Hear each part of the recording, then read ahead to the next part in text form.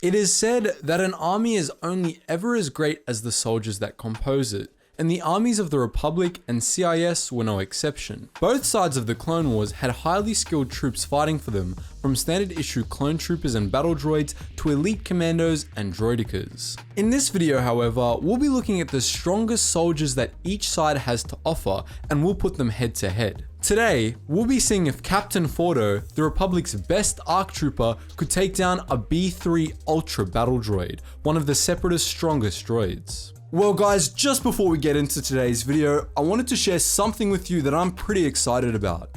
I've had this channel for over 3 years, since I was 15 years old, and you guys have been what's kept me going.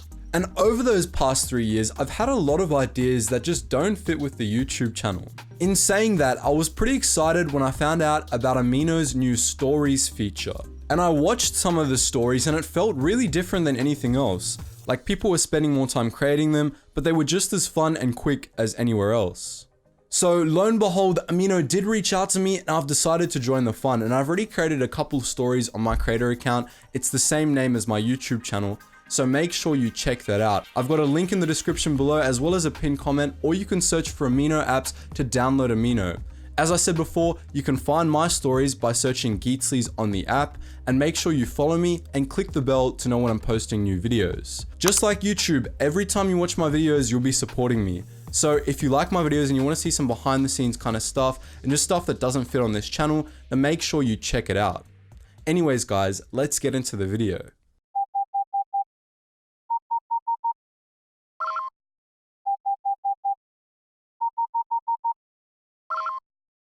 Attention, Sergeant on deck!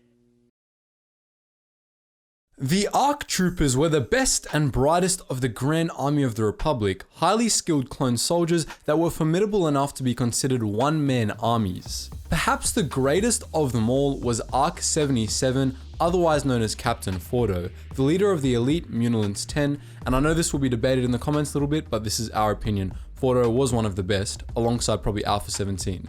But we made the decision to choose Fordo, so we're going to stick with it. Fordo was responsible for many impressive combat feats over the course of the Clone Wars, and it's probable that thousands of standard battle droids were destroyed by him. But is that enough to topple the B3, as stated before, the Confederacy's strongest soldier?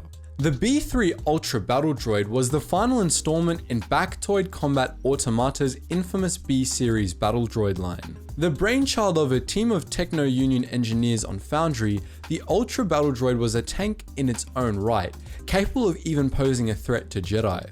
Fortunately for the Republic, sightings of them were few and far between due to malfunctions with their density projectors. But when they did make appearances, even Jedi stopped to reconsider their battle plans, as there was little that could stop these powerful droids. At 3 times the size of the average human, the Ultra battle droid could arguably be considered a light walker, though it was produced and labeled as an infantry unit. It was vaguely based on the B2, but its design had been upgraded in a plethora of ways, which included more weapons, better armor, and a built-in density projector. Its armor was thick to the point of near invulnerability, even to heavy blaster bolts and rockets, and its density projector posed another threat entirely. These experimental devices essentially held the droid in place and prevented it from being knocked over, eliminating a vulnerability of the earlier B2 line. The B3 was, of course, heavily armed as well. A pair of small arms that extended from its abdomen housed heavy repeating blasters, which could each unleash lethal streams of blaster bolts at opponents. These weapons were in addition to weapons mounted on the larger primary arms, namely a flamethrower and a wide spray plasma cannon. To make matters worse, they also featured a limited magazine of brilliant missiles, which could be fired from the droid's left shoulder. These were specialized tracking missiles that were so precise that they were actually considered semi-sentient, and their use outraged droids' rights activists. No mere clone trooper would be anywhere near capable of dealing with a B3, but then again, Captain Fordo was no mere trooper.